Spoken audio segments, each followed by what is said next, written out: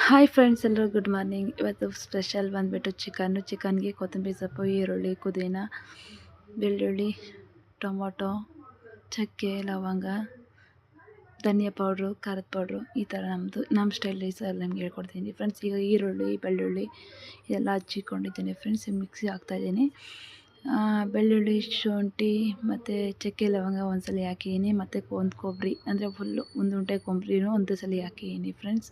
ಅದನ್ನೆಲ್ಲ ಮಿಕ್ಸಿ ಹಾಕೊಂಡ ತಕ್ಷಣ ಈರುಳ್ಳಿ ಮತ್ತು ಟೊಮೊಟೊ, ಕೊತ್ತಂಬರಿ ಸೊಪ್ಪು, ಪುದೀನ ಸೊಪ್ಪು ಮಿಕ್ಸಿ ಮಾಡ್ಕೊಂಡು ಅದನ್ನು ಸೈಡಲ್ಲಿ ಇಟ್ಕೊಂಡಿದ್ದೀನಿ. ಮತ್ತು ಇದು ಧನಿಯಾ ಪೌಡ್ರು ಸಪ್ರೇಟಾಗಿ, ಖಾರದ ಪೌಡ್ರ್ ಅಂತ ನಮ್ಮ ಸೈಡಲ್ಲಿ ಧನಿಯಾ ಪೌಡ್ರು ಸಪ್ರೇಟಾಗಿ ಮಾಡ್ಕೊತೀವಿ, ಖಾರದ ಪೌಡ್ರು ಸಪ್ರೇಟಾಗಿ ಮಾಡಿಕೊಂಡು ಎರಡು ಮಿಕ್ಸಿ ಹಾಕ್ಬಿಟ್ಟು ಇದು ಮಾಡ್ತೀವಿ ಫ್ರೆಂಡ್ಸ್. ಈಗ ನಾನು ತಪ್ಪಲೆಯಲ್ಲಿ ಎಣ್ಣೆ ಹಾಕ್ತಾಯಿದ್ದೀನಿ. ಚಿಕನ್ನ ಆಲ್ರೆಡಿ ನಾನು ಮುಂಚೆನೇ ಕೊಯ್ದಿಟ್ಬಿಟ್ಟು, ನಮಗೆ ಚಿಕ್ಕದಾಗಿ ಬೇಕು ದೊಡ್ಡದಾಗಿ ಬೇಕು ಅಂತ ಅಲ್ಲಿಗೆ ತಂದಲ್ಲೇ ನೀಟಾಗಿ ಕೊಯ್ಕೊಂಡು ತೊಳೆದ್ಬಿಟ್ಟು ನೀಟಾಗಿ ಇಟ್ಕೊಂಡಿದ್ದೀನಿ ಫ್ರೆಂಡ್ಸ್. ಈಗ ಅದರೊಳಗೆ ಎಣ್ಣೆ ಒಳಗೆ ಹಾಕ್ತಿದ್ದೀನಿ. ಎಣ್ಣೆ ಚೆನ್ನಾಗಿ ನೀರು ಬಿಡೋ ತನಕ ಚೆನ್ನಾಗಿ ಬೇಯಿಸಿದ್ರೆ ಚೆನ್ನಾಗಿರುತ್ತೆ ಅಂದ್ಬಿಟ್ಟು ಫ್ರೆಂಡ್ಸ್. ಇವಾಗ ಅದರೊಳಗೆ ಹಾಕ್ಬಿಟ್ಟು ನೀರು ಸ್ವಲ್ಪ ಎಣ್ಣೆ ಬಿಡಲಿ ಅಂದ್ಬಿಟ್ಟು ಪ್ಲೇಟ್ ಮುಚ್ಚಿಬಿಟ್ಟು ಒಳಗಡೆ ಬಂದೀನಿ ಫ್ರೆಂಡ್ಸ್. ಇಲ್ಲಿ ನನ್ನ ಮಗಳು ಡ್ಯಾನ್ಸ್ ಆಡ್ತಾಯಿದ್ಲು, ಆ ಡ್ಯಾನ್ಸ್ ನೋಡ್ಕೊತಾ ಇದ್ದೆ ಫ್ರೆಂಡ್ಸ್.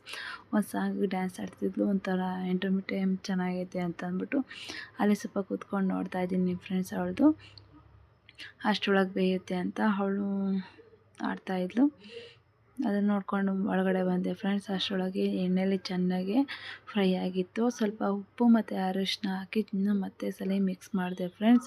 ಯಾಕೆ ಅಂದರೆ ಬರೀ ಹಾಕಿದರೆ ಟೇಸ್ಟಿಂಗ್ ಬರೋಲ್ಲ, ಸ್ವಲ್ಪ ಅರಿಶಿನ ಲೈಟಾಗಿ ಹಾಕಿದ್ರೆ ಟೇಸ್ಟ್ ಚೆನ್ನಾಗಿರುತ್ತೆ. ಸಾಂಬಾರು ಅರಿಶಿನ ಹಾಕಿದ ತಕ್ಷಣ ಚೆನ್ನಾಗಿ ಟೇಸ್ಟಿಯಾಗಿ ಕೊಡುತ್ತೆ ಅಂತ ಅಂದ್ಬಿಟ್ಟು, ರುಚಿ ಇರುತ್ತೆ ಅಂದ್ಬಿಟ್ಟು ಸ್ವಲ್ಪ ಅರಿಶಿನ ಮತ್ತು ಉಪ್ಪು ಲೈಟಾಗಿ ಹಾಕ್ಬಿಟ್ಟು ಚೆನ್ನಾಗಿ ಮಿಕ್ಸ್ ಮಾಡ್ಕೊತಾ ಇದ್ದೀನಿ. ನಮ್ಮ ಸ್ಟೈಲಲ್ಲಿ ಯಾವ ಥರ ಅಂತ ಈ ಥರ ಮಾಡ್ಕೊಂಡಾಗಿದ ತಕ್ಷಣ ಮಸಾಲೆ ಎಲ್ಲ ರುಬ್ಕೊಂಡು ಅದನ್ನೆಲ್ಲ ಮತ್ತೆ ಅದರೊಳಗೆ ಹಾಕ್ತಾಯಿದ್ದೀವಿ ಫ್ರೆಂಡ್ಸ್. ನಾವೀಗ ನಮಗೆ ಎಷ್ಟು ಬೇಕೋ ಅಷ್ಟು ನೀರು ಹಾಕ್ಕೋಬೇಕು.